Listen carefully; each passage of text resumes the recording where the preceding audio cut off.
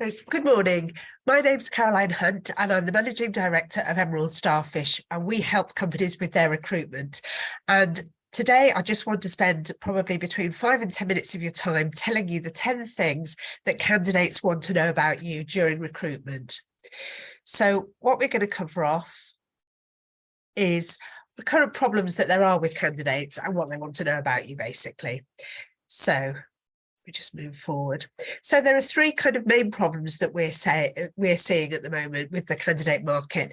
The first is that candidates are not really that serious about their applications. So it's always been a case that candidates haven't really remembered what they've applied for.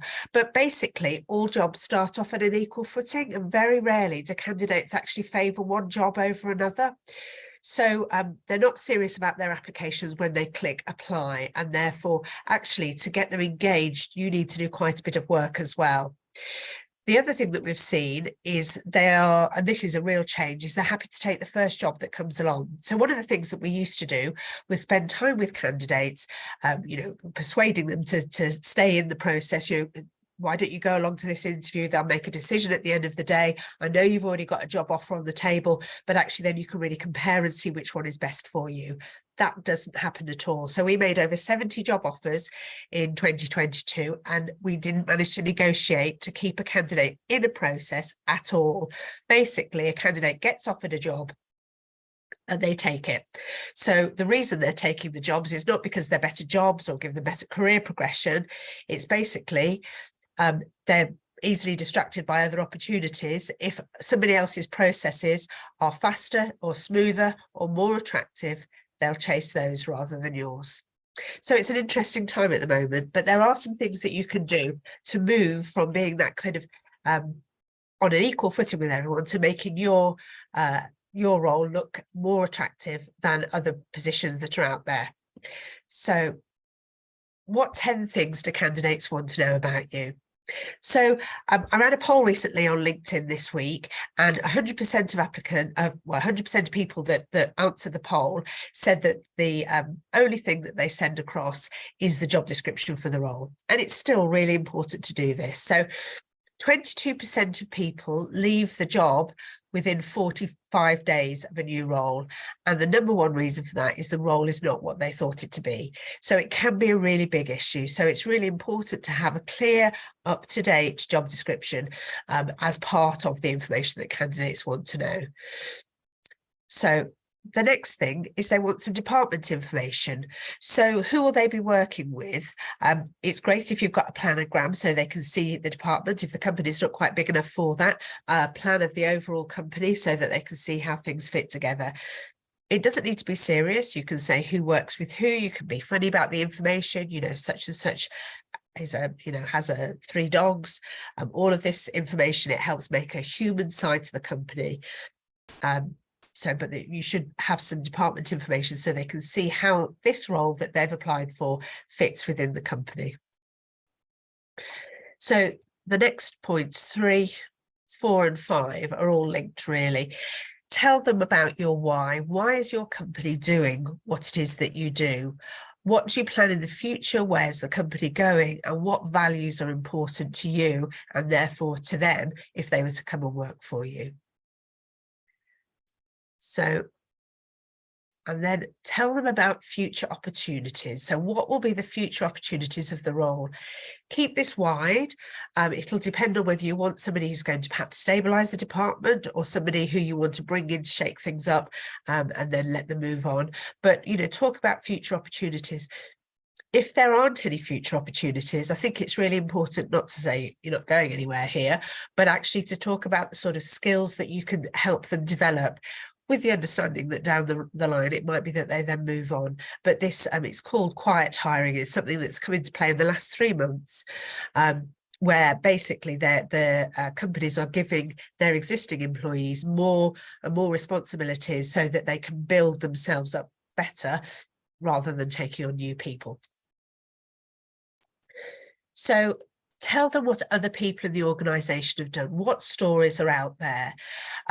It can add some real weight to your message if you've got things like videos on your website, so that people can, give a sort of a talking head as to what their career path's been, what their responsibilities are within the organisation, and where they see their future as well.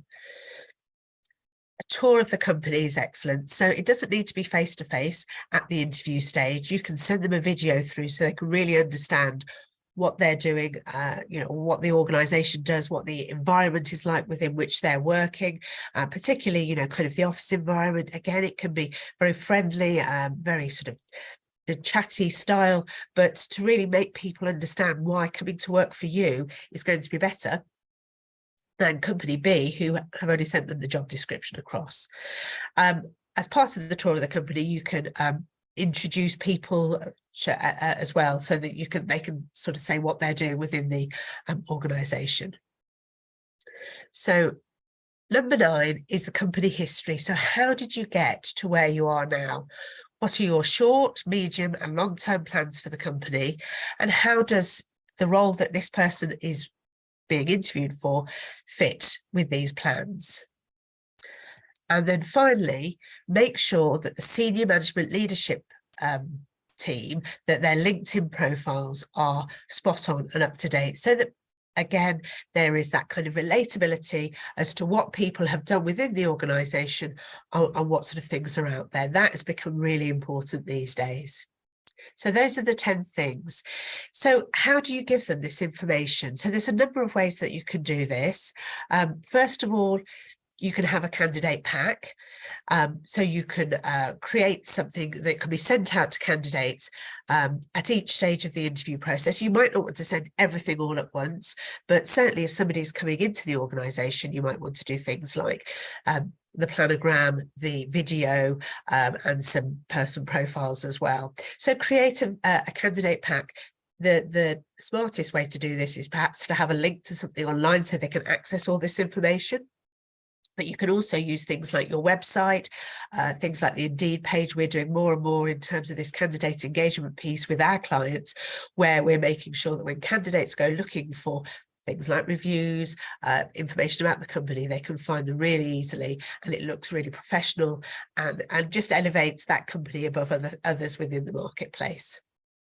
What you're really trying to do is help them to make the right decision for them, and to give your role the best chance of being filled by the best person that you can. You don't want to be lost in the general mire of applications. You want it to be much more precise than that.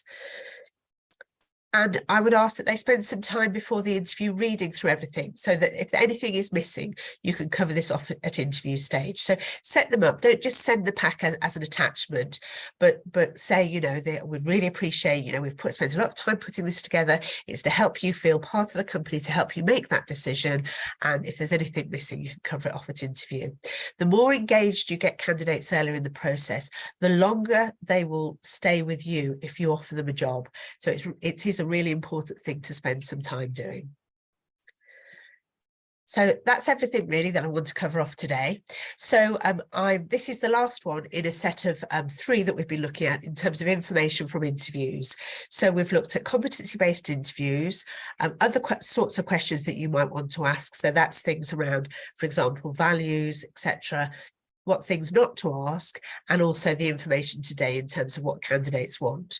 If you want to know more that's specific to your organisation, please book in for a strategy session with me. If you go to our website, which is emerald-starfish.com, you can access my diary there and book a 60-minute online strategy session. There's no cost to it, there's no commitment, but it really helps that. Thanks for your time.